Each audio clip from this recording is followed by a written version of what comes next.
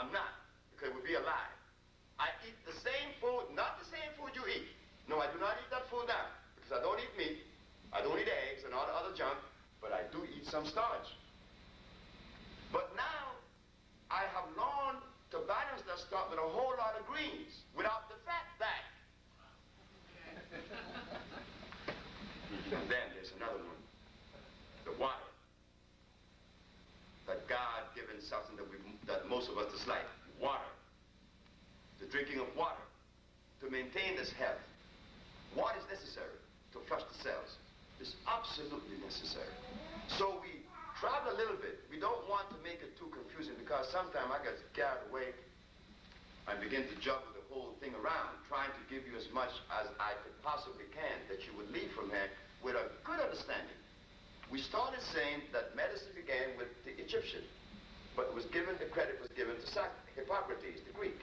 Then it came all the way down to Claude Galen in 1729, and there it began to suffer the criticism of the physician, because to see where it wasn't too cool for industry and money. So Bombatus von Hohenheim began to invent these chemical medicine. Bombatus von Hohenheim, that is the man known as Paracelsus. He was the one responsible for making the chemical compounds that you see today. And the poor Dutch, because of his prejudicial feeling towards the black race, he poisoned himself at age 48. He died by his own hands, poisoned with the stuff that he made. But if Bombatus had died all by himself and everything would have changed, he would have been cool. But what happened? The substance that he invented is the same substance given to us today by the physicians. That substance is known as what? Allopathic medicine. It is made out of what? Carcinogens, inorganic compounds. We understand now that it came from the herbs all the way down to these chemicals that are hurting us. They've been hurting us. And I tell you what, every black person in this audience that is about 40 knew that your grandmother knew. Your grandmother knew it now. If you talk to her, you go back to the South and you see. And she would talk about the herbs. She knew that the chemicals were no good. She knew that, and you knew it too. You know it now. But we handicap, because those who support to replace the allopathic medicine, he come with what? Homeopathic, just as bad. You see? He come with something a little step down, but still not as complimentary as it should be. Because his substance now is not carcinogenic, but they are inorganic. There's a difference. There's a big difference.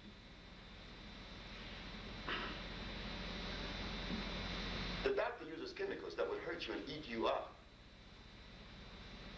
The homeopathic doesn't do that. He gives you something that just clogs your system, because it doesn't assimilate, because it's not part of you. He uses oxides. The body's not made of an oxide structure. It's made of a phosphate structure. When you burn a body, it burns to ash. It's phosphate. You burn a piece of wood, it burns to ash. Phosphate. So the substance that needs to be used would necessarily be phosphate. But within the phosphate environment, you have some artificial one, like the camphor we mentioned. Why camphor is dangerous? Because it wasn't made by creation. So the healer now cannot use the allopathic nor the homeopathic. He had to use what? The natural. The natural. But now even differentiating between what is natural or unnatural is a problem, because when I gave the speech in New York, the carrots were unnatural, oh boy. I mean, they threw rotten eggs at me. I couldn't walk the street. They hated me. Brother said, nigga, I thought you were smart.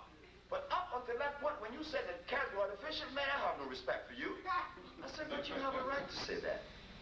You have a right to say that, and he did have a right to say that.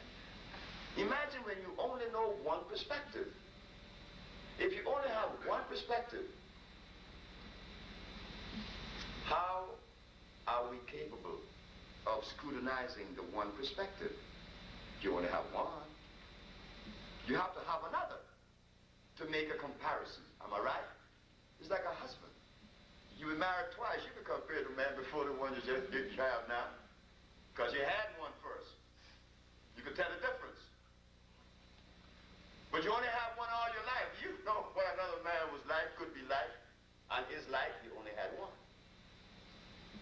which is good in the case of matrimony. But in the case of this thing we call pathology nutrition, baby, we can't use that now. This one that exists, we have to question because we know that our health has been dwindling since the slave were brought. When the slave were brought, do you see the fat slaves in those blacks? You don't see no fat slaves. They were black, strong as hell. Now be all kind of shades. They have hybrid us. We are hybrid now. Mixed with white people, weakened down. Now our bodies are sick, and we want to strengthen it again.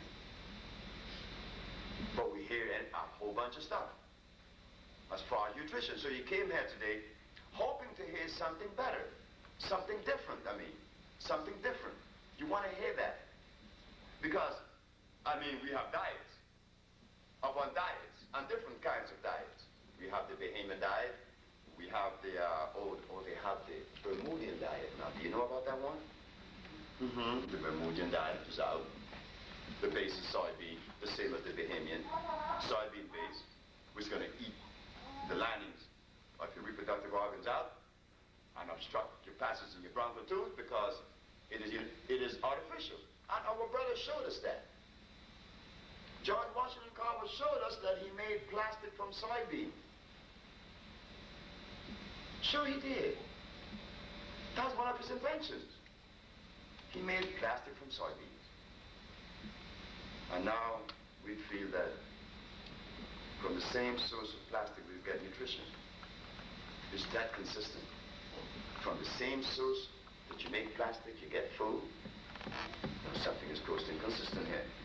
Again, but because we did not have the other perspective, we could not see. That's why everyone raised their hand that country was good. When it was not good. It is not good.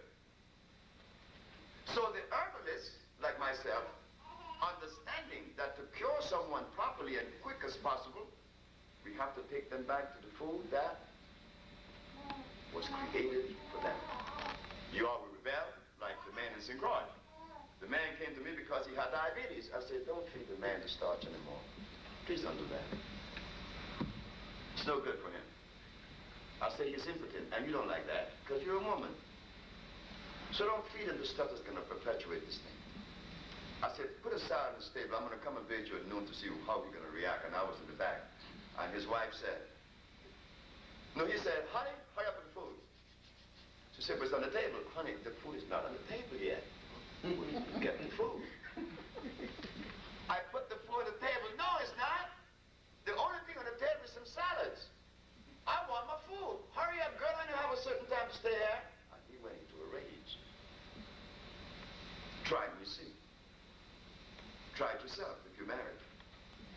You try it on a Saturday evening or a Sunday afternoon when this man expects some chicken and mashed potatoes on the table and some collard greens with fat back in it, and you put a big side on there for him, and he's going to look at you and say, you must be jiving.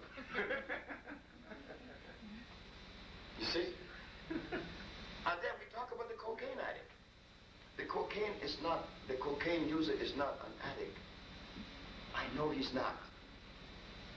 I should know. I was one. And I love using cocaine. While I was using it, it was nice. Because my friends said it was nice.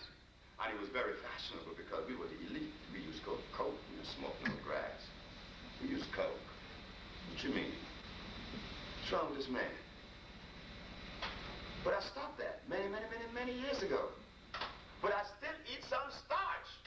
So tell me about addiction. So why not use the coke? Stop the starch. The starch user is the addict. But we were made addicts.